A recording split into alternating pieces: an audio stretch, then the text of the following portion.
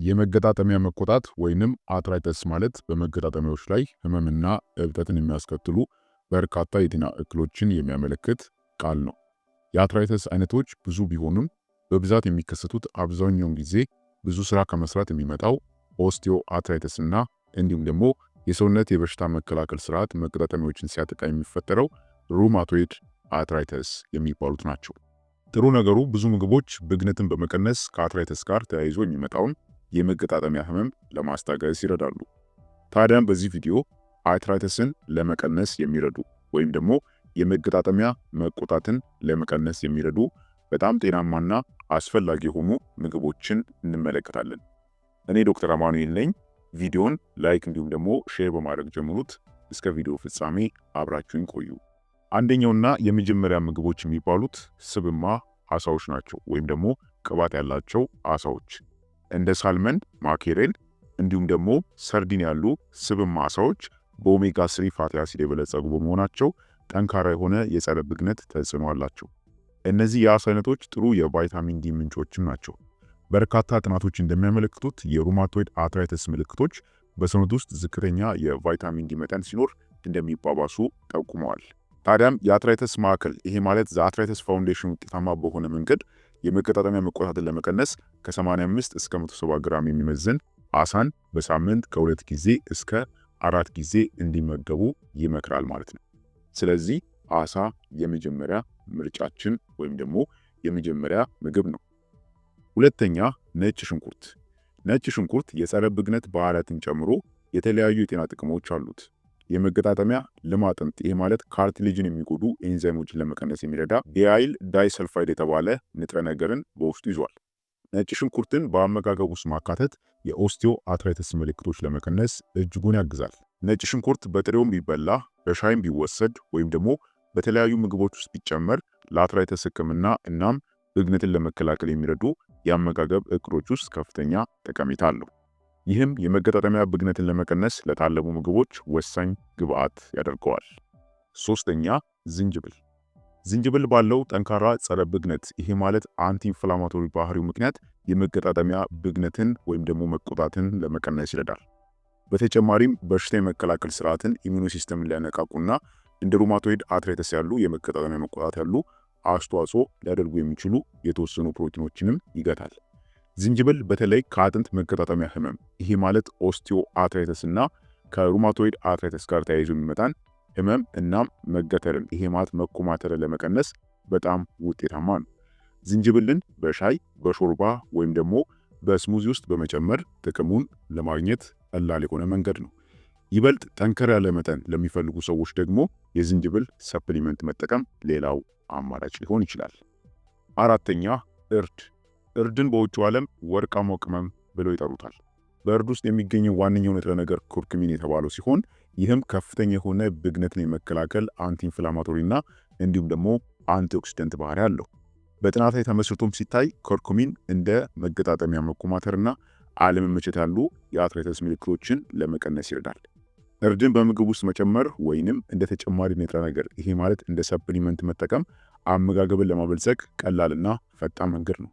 ጥቅሙ ከመገጣጠሚያ ጤናን ባለፈ በአጠቃላይ የሰውነት በሽታ የመከላከል አቅምን ይሄ ማለት ኢሚዩን ሲስተምን ያሻሽላል።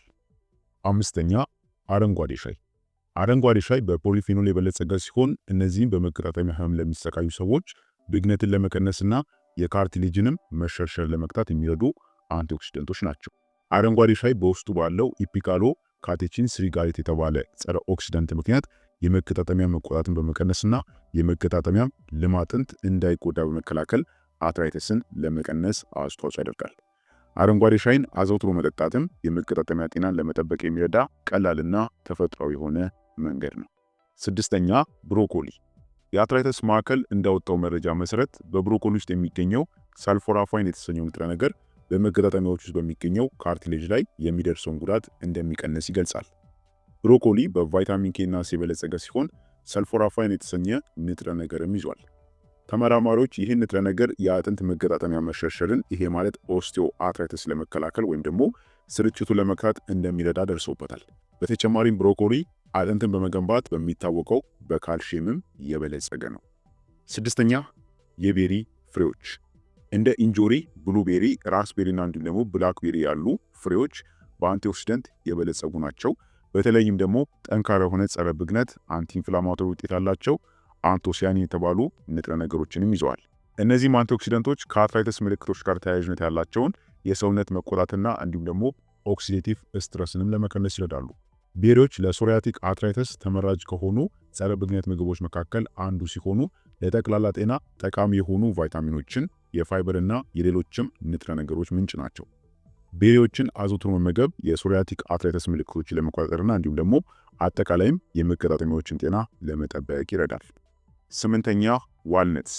ዋልነትስና በአጠቃላይ የለውዝ ዝርያዎች በፕሮቲን፣ በካልሲየም፣ በማግኒዥየም፣ በዚንክና በቫይታሚን ኢ የበለጸጉ ናቸው።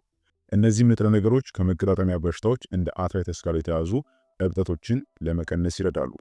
ዋልነትስ በፕሮቲንና በፋይበር የበለጸገ ከመሆኑ በተጨማሪ የአርትራይተስ ምልክቶችን የሚያስታግስ ኦሜጋ 3 ፋቲ አሲድ በከፍተኛ መጠን ይዟል። ዘጠነኛ ወይን። ወይን ብግነትን የሚቀንሱ እንደ ሬስቬትሮል ያሉ ጸረ ኦክሲደንቶችን ስለሚይዝ የመገጣጠሚያ ህመምን ለማስታገስ ይረዳል። የተለያዩ ጥናቶች እንደሚያመለክቱትም ኦስቲዮ አርትራይተስን ለማከም ብዙውን ጊዜ ጥቅም ላይ የሚውለው ሜሎካሲካም ከተባለው መድኃኒት ጋር የሬስቬትሮል ማሞያ እንክብሎችን ይሄ ማለት ሬስቬትሮል ሰፕሊመንትን መውሰድ ብቻውን ሜላኮሲካምን ከመውሰድ የበለጠ ህመምን ለመቀነስ እንደሚረዳ ይጠቁማሉ። ስለዚህ ወይንም ለአርትራይተስ ህመም በጣም ጠቃሚ የሚባል ምግብ ነው። አስረኛ ቆስጣ። ቆስጣ እንደ ኬምፒፈሮል ባሉ ጸረ ኦክሲደንትና ጸረ ብግነት ንጥረ ነገሮች የበለጸገ በመሆኑ የመገጣጠሚያዎችን ጤና በመደገፍ የአርትራይተስን ህመም ለመቀነስ ይረዳል። ቆስጣ እናም ደግሞ ሌሎች አረንጓዴ አትክልቶች በቫይታሚን ኤ፣ ሲ እናም ኬ እንዲሁም ደግሞ መገጣጠሚያዎችን ከጉዳት በሚከላከሉ አንቲኦክሲደንቶችም የበለጸጉ ናቸው። በተለይም ቫይታሚን ሲ ለካርቲሌጅ ይሄ ማለት ለማጥንትና ለአጥንት ጤና የሚረዳውን የኮላጅን ምርትን ለማሳደግ አስፈላጊ ነው። አረንጓዴ አትክልቶችን በየቀኑ በአመጋገብ ውስጥ ማካተት ብግነትን ከመቀነስ ባለፈ ሌሎች በርካታ የጤና ጥቅሞችን ስለሚሰጥ ለአርትራይተስ ይሄ ማለት የመገጣጠሚያ ህመምተኞች ማለት ነው እጅግ አስፈላጊ ያደርጋቸዋል ማለት ነው። 11ኛ የወይራ ዘይት። የወይራ ዘይት ብግነትን በመከላከል ረገድ በሚያበረክተው ከፍተኛ የጤና ጥቅም ይታወቃል። የወይራ ዘይት እንደ ኦሊክ ኦካንታል ያሉ ጸረ ብግነት ንጥረ ነገሮችን ስለሚይዝ የአርትራይተስ ህመም ለመቀነስ ይረዳል። የወይራ ዘይት ከቀላል የህመም ማስታገሻ መድኃኒቶች ጋር በውጤታማነት ተመሳሳይ ነው። ይሄ ማለት የወይራ ዘይት ማለት ልክ እንደ ህመም ማስታገሻ ውጤታማ ነው ማለት ነው። የወይራ ዘይትን ለምግብ ማብሰያነት ወይም ደግሞ ለአትክልት መጠቀም ብግነትን ለመቀነስና እንዲሁም የመገጣጠሚያዎችንም ጤና ለመጠበቅ ውጤታማ የሆነ መንገድ ነው። 12ኛ የሲትረስ ፍራፍሬዎች። እንደ ብርቱካን፣ ሎሚና ወይን ያሉ የሲትረስ ዝርያ ያላቸው ፍራፍሬዎች ብግነትን ለመቀነስና እንዲሁም የመገጣጠሚያ ጤናን ለመጠበቅ አስፈላጊ በሆነው በቫይታሚን ሲ የበለጸጉ ናቸው።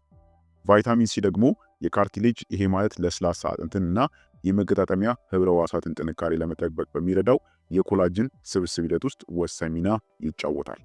ታዲያም እነዚህ ፍራፍሬዎች የሰውነትን በሽታ የመከላከል አቅምን ስለሚያጠነክሩ በተለይም እንደ ሩማቶይድ አርትራይተስ ያሉ በሽታ የመከላከል ስርዓት ራሱን በሚያጠቃባቸው ሁኔታዎች ውስጥ ትልቅ የሆነ እገዛን ያደርጋሉ። ታዲያም የሲትረስ ፍራፍሬዎችን በአመጋገብ ውስጥ ማካተት የአርትራይተስ ህመምተኞች ብግነትን የሚከላከሉ ምግቦችን በቀላሉ እንዲያገኙ የሚያደርግ መንገድ ነው። 13ኛ ስኳር ድንች። ስኳር ድንች ብግነትን የሚከላከሉ ቤታ ካሮቲን፣ ቫይታሚኖችና ማዕድናት በከፍተኛ ሁኔታ የተገኘበት የተመጣጠነ ምግብ ነው። በውስጡ የሚገኙት አንቲኦክሲደንቶች ከአርትራይተስ ጋር ለተያያዘ የመገጣጠሚያ ጉዳት መንስኤ የሆነውን የኦክሳይድ ስትረስን ለመቀነስ ይረዳሉ። ስኳር ድንች ለምግብ ማሟያነት ተጠብሶ፣ ተቀቅሎ ወይም ደግሞ ተጋግሮ ሊቀርብ የሚችል ጣፋጭና ሁለገብ የሚባል ምግብ ነው። እብጠትን የመከላከል ባህሪውም ለአርትራይተስ ተብሎ በሚዘጋጅ የአመጋገብ ስርዓት ውስጥ ጠቃሚ የሆነ ግብዓት ያደርገዋል ማለት ነው። ታዲያ እነዚህ የጠቀስናቸው 13 ምግቦች በአጠቃላይ ብግነትን በተለይ ደግሞ የመገጣጠሚያ ህመምን እንዲሁም ደግሞ አርትራይተስን ለመቀነስ ምልክቶቹን በከፍተኛ ሁኔታ ለመቀነስ የሚያገለግሉ ለአርትራይተስ ህመምተኞች መመገብ ያለባቸው ጤናማ የሚባሉ ምግቦች ናቸው ማለት ነው። ታዲያም አመጋገብ በአርትራይተስ በሽታ ጽኑነትና ምልክቶች ላይ ከፍተኛ የሆነ ሚና አለው። ለአርትራይተስ የሰውነት ብግነትን የሚከላከል የአመጋገብ እቅድ የመገጣጠሚያ ህመምን ለመቆጣጠር፣ እብጠትን ለመቀነስና አጠቃላይ ጤናንም ለማሻሻል ትልቅ እገዛ የሚያደርግ መሳሪያ ነው። እንደ ስብነት ያላቸው አሳዎች፣ እርድ፣ ዝንጅብል፣ አረንጓዴ አትክልቶችና እንደ እንጆሪ ያሉ የቤሪ ፍሬዎች ወይም ደግሞ የቤሪ ዝርያዎች መገጣጠሚያን የሚከላከሉና ህመምን የሚያቃልሉ ወሳኝ ንጥረ ነገሮችና ውህዶችን በውስጣቸው ይዘዋል ማለት ነው። ታዲያም እነዚህ ምግቦች በአመጋገባችሁ ውስጥ አካታችሁ መመገብ ይጠበቅባችኋል። ስለሆነም ክቡራን ቤተሰቦች ለዛሬ ነበረን የጤና ትምህርት ይህን ይመስል ነበር። አይሆፕ ጠቃሚና አስተማሪ እንደሆነ ግምቴ ነው። ቪዲዮ ለሌሎችም ስለሚጠቅም ሌሎችም ሊማሩበት ስለሚገባ ሼር አድርጉልኝ። በቀጣይ ደግሞ በሌላ አስተማሪ ጤና ትምህርት የምንገናኝ ይሆናል። እስከዛው ቸር ሰንብቱ።